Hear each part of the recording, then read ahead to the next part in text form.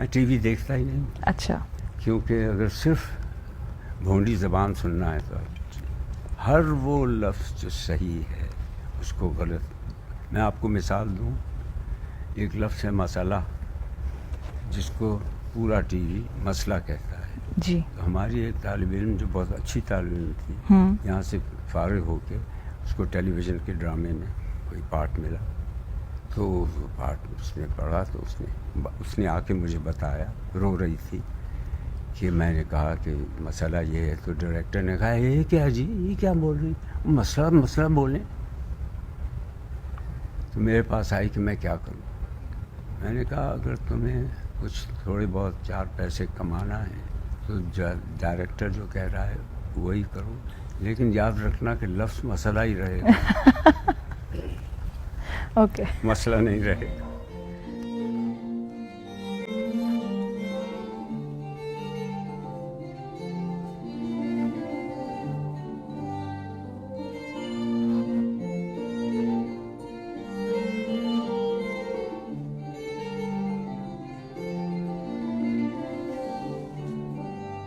اچھا، اس کا مقصد ایک یہ ہے کرنے کا کہ ہمارے جو فارغ التحصیل ہونے والے طالب علم ہیں ان کے لیے بھی ایک طرح کا امتحان ہے کہ وہ کلاسیکی کھیل پیش کرنے کے اہل ہوئے ہیں یا نہیں.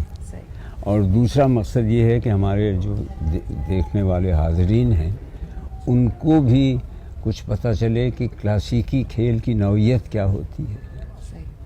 تو اس بار میں نے یہ کھیل رومیو اینڈ جولیٹ چنا ہے.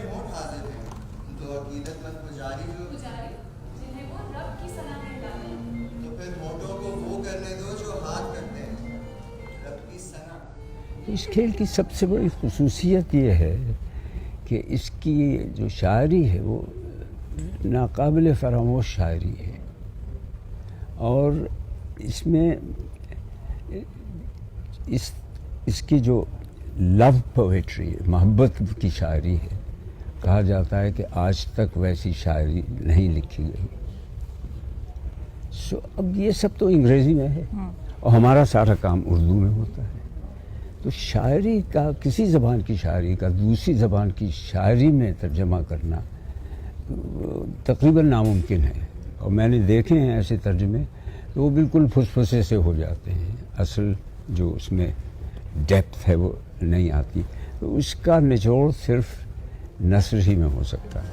جب دیکھا تو جانتی نہ تھی، اور جب جانا تو بہت دیر ہو چکی. کیا وار کیا ہے پیار نے کہ دشمن کے پیار میں باندھ دیا. ٹریٹمنٹ کو لے کے سر آپ نے کس طرح کے how will you go about this play? آپ نے بتایا ٹیبل چیئرس کا کوئی یہاں پہ چینج نہیں ہوں گے سیٹس.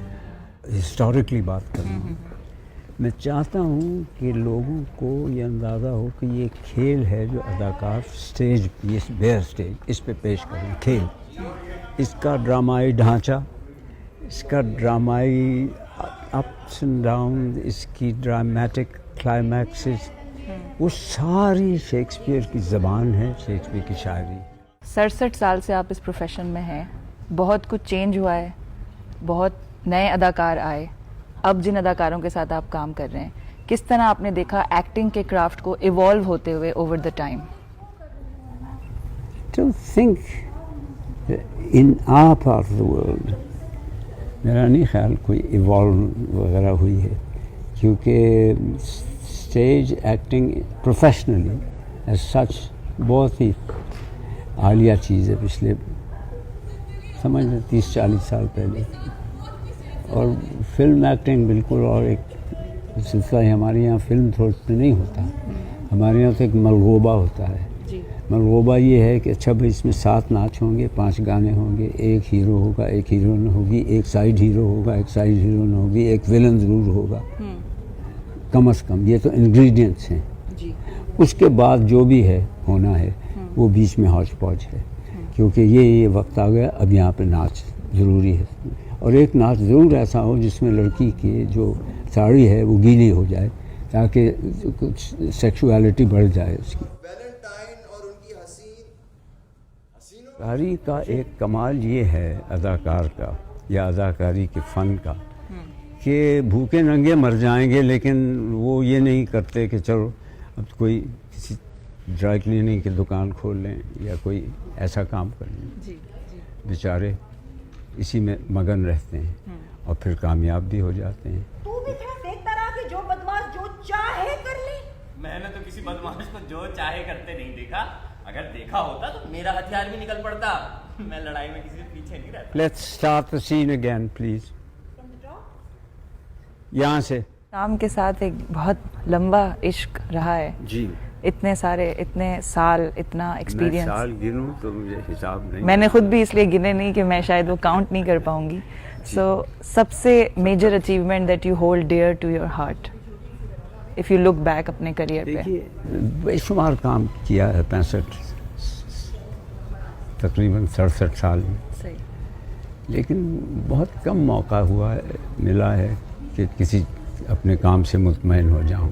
ہاں 2-4 چیزیں ایسی ہیں جس پہ مجھے ناز بھی ہے. کچھ 2-1 کھیل ایسے ہیں جو میں نے زیادہ برے نہیں کیے.